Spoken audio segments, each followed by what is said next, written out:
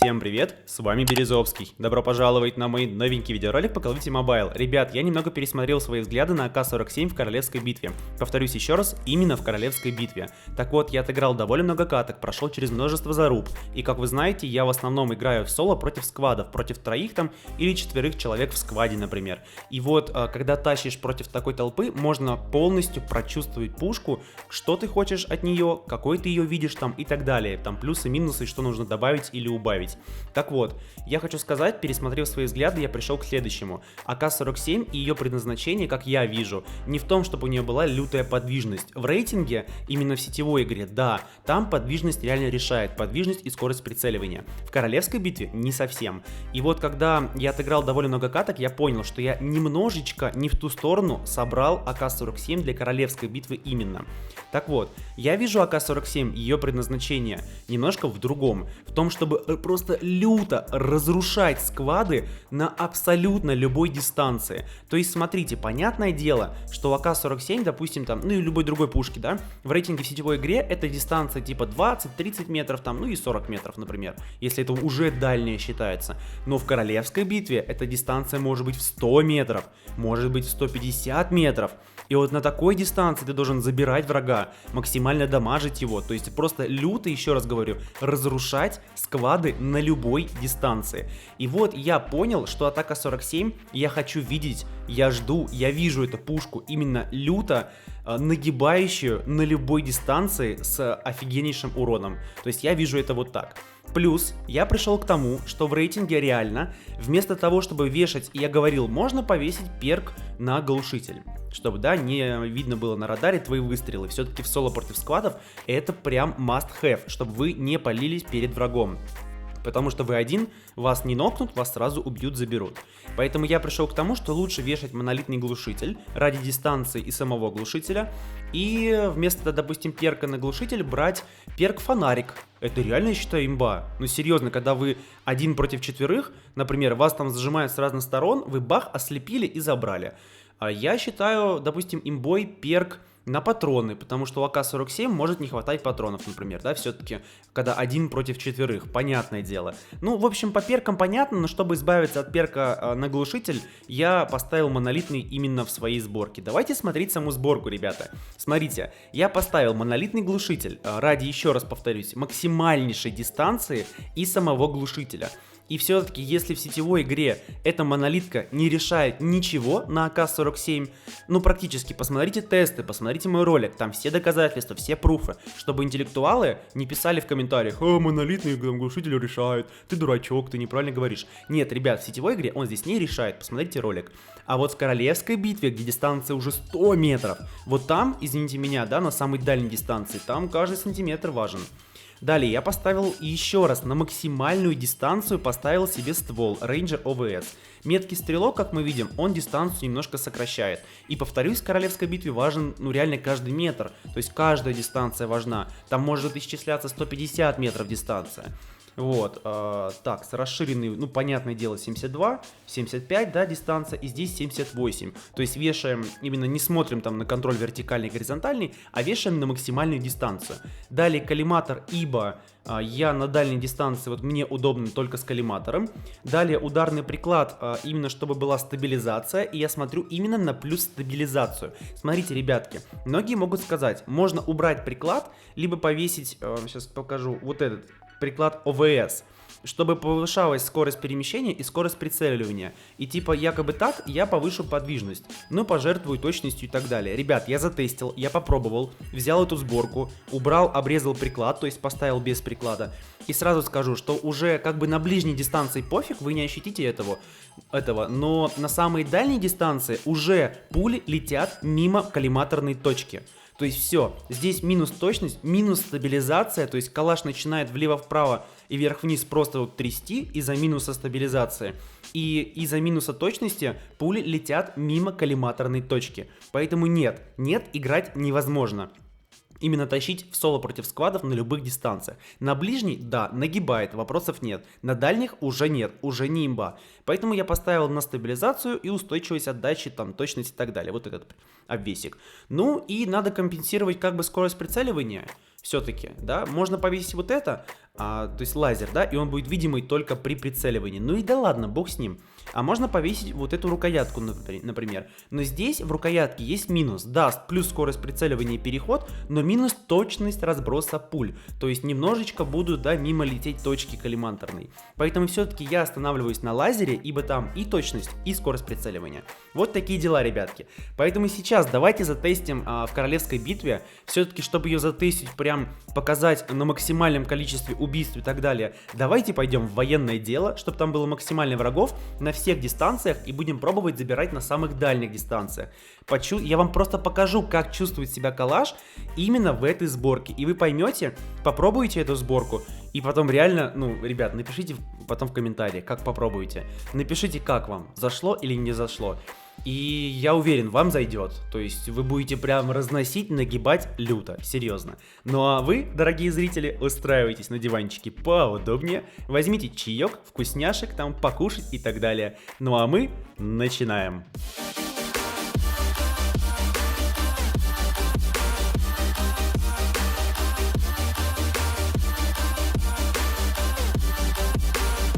Сначала сейчас себе немного звук уменьшу. Ага, вот так вот.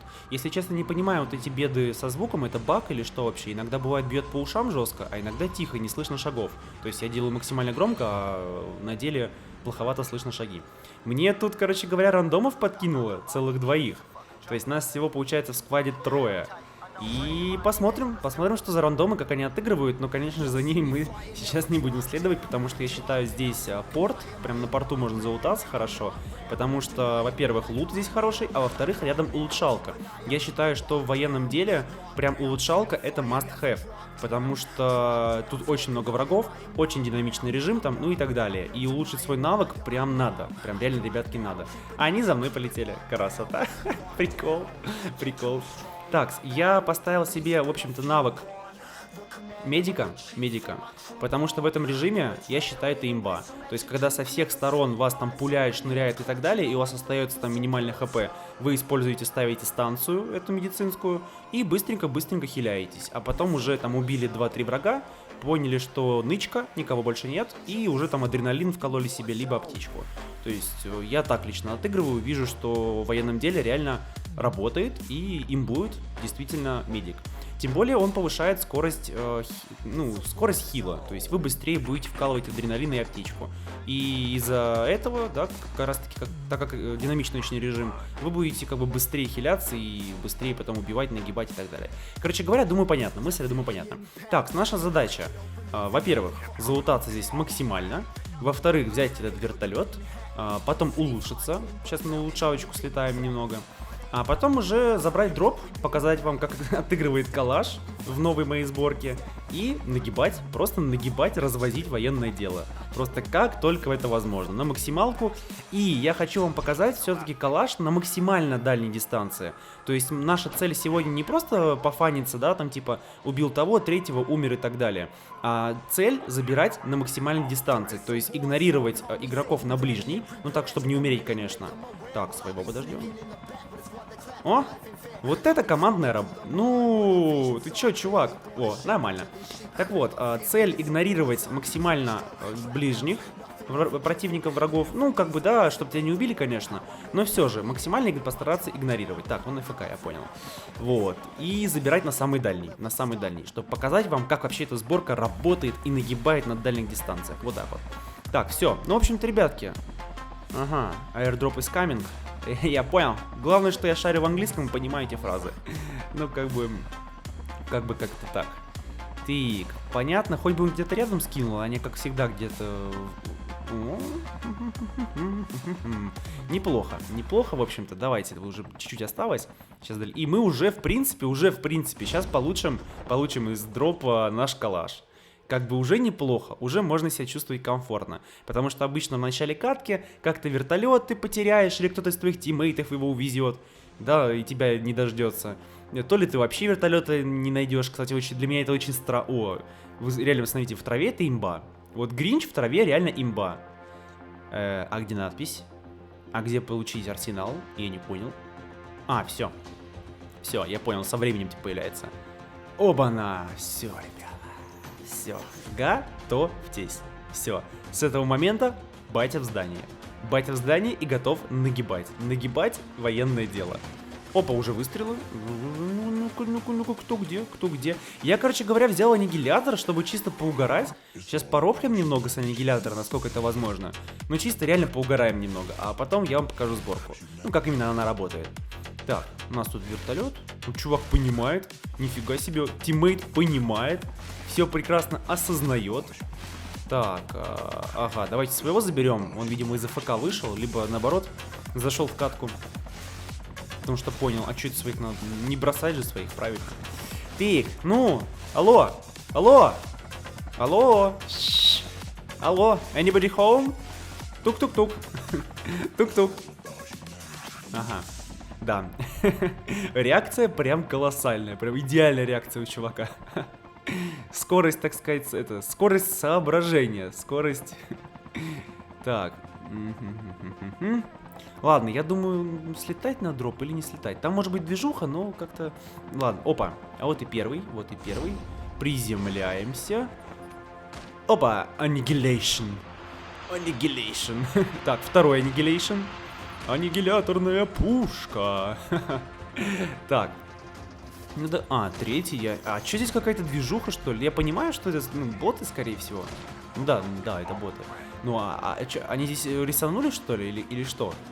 То есть, почему здесь резко образовался движ-миш? Мне непонятно. Ну ладно. Окей, давайте дальше. 28 у нас вертушка. Ну такое, надо от нее избавляться.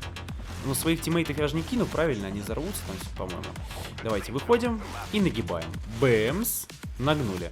То есть вот на ближней, понятно, на ближней можно с любыми прикладами, в принципе, любыми Опа, дальняя. Ну такая, нормальная уже. Опа, хэт, все. Шикарно, ну-ка. Просто, ребят, отдачи нет. Точность. Сейчас перезаряжусь и все покажу. Все, ребятки, вот вам и игроки, что надо показать. Просто, фантастика, ребята. Так, спрятались. Опа. Так, прячемся за кустиком. Опа, вот видите, все, я разложил станцию, и у меня 100 хп. Все, 100 хп, я отхилялся. Ребята, просто фантастика, реально. На дальней дистанции идеально. Я не вижу альтернатив этой пушке именно по универсальности. Потому что говорят, что М4 типа универсальная имба. Но нет, М4, да, она точная, она стабильная, отдачи нет, но... На средней, там, ближней дистанции, может быть, этого не ощущается, но с М4 на самую дальнюю дистанцию урон теряется, все, вы будете очень долго убивать. А у АК-47 урон настолько хорош, настолько он сохраняется на всех дистанциях, что на самой даль я не вижу альтернатив. Я не вижу альтернатив этой пушки. Так, ну и с хабарчиком тоже отыграем. Опа, ты чё, сынок? Оп, все, хэт. Ребят, это настолько универсальный солдат, я такое удовольствие получаю от геймплея с этой пушкой, серьезно. То есть абсолютно любая дистанция моя, рабочая. Оп, все, вынес. Ну-ка, того, ну-ка. Сейчас перезарядимся, конечно. Ну-ка, а на самую дальнюю? Ладно, его уже, понятно, его забрали. Тык. Все, видите? Медицинская станция, бах, и у меня вот сейчас сотка будет. Сейчас... ну я, ладно, там начинаю, там уже движняк, мне уже некогда на одной точке лежать. Так, давайте так вот сделаем. Вон, самая дальняя. Ну вуаля. Ну просто, ребят, ну я не знаю, у меня лично такие эмоции от этой пушки. Потому что она на любой дистанции разносит, нагибает без проблем, без каких-либо проблем. И я в соло против сквадов тоже отыграл, успел отыграть. Меня чел, например, начинает с самого далека зажимать, или, например, снайпер начинает стрелять. Я буквально навожусь, там, ну, вы видите, скорость прицеливания достойная. Навожусь, хэт, все, чела нет, хотя он был со снайпой. То есть это идеально. Так. Оба-на, на самую дальнюю, ребят, И сколько здесь метров на прикидку? Ну, 100-150, наверное. То есть это прям большая дистанция. Я думаю, больше 100. Ну, мне кажется, больше 100 дистанция. Вот такая. Вот здесь поменьше, а там было больше 100, мне кажется. Вот, и смотрите, скорость прицеливания. Сейчас найдем кого-нибудь. Так. Ну, хочу показать, никого нет. Опа, вы видите? То есть скорость прицеливания тоже шикарная. Да, она чуть помедленнее, чем с предыдущей сборкой моей. Но как бы достойно. Оп, и все, прицелился. Вообще без проблем. То есть она не медленная, но и не супер быстрая. Она достойная, она приятная, она комфортная для отыгрывания, для нагиба. Вот так вот. Плюс, поясню за скорость перемещения, ребятки. До этого скорость перемещения была быстрая, со старой сборкой. С этой сборкой она не то чтобы стала там типа вот низкая, там медленно, нет.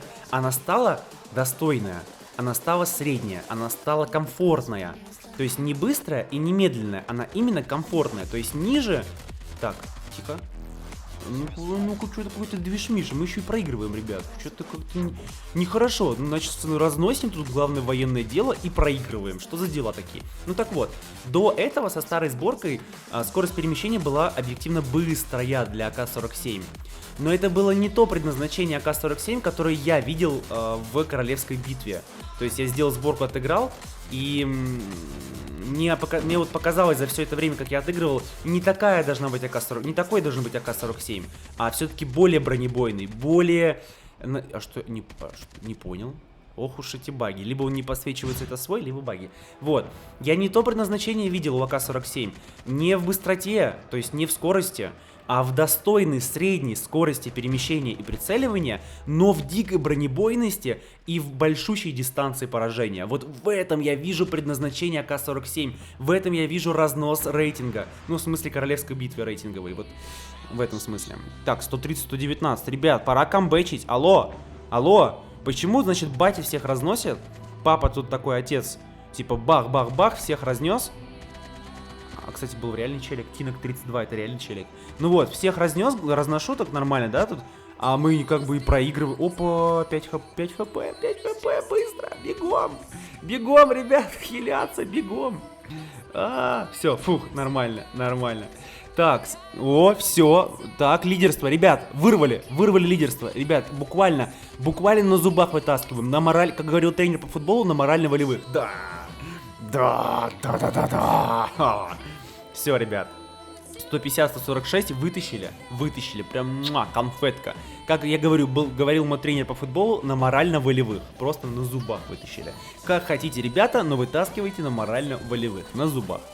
Так, 43 килла, ну нормально. Напиши, пожалуйста, в комментарии, мне очень интересно посмотреть, какой у тебя рекорд здесь. У меня рекорд около то ли 60, то ли 70, но это в самой такой потной катке, когда все в одной точке, и мне удавалось за прикрытием, за скалой прятаться. Около 60 или 70 мой рекорд. Напиши, пожалуйста, в комментариях, какой твой рекорд, мне интересно. Ребятки, ну как-то так, я надеюсь, опять принес вам пользу этой сборкой, вы будете реально разносить, нагибать сквады.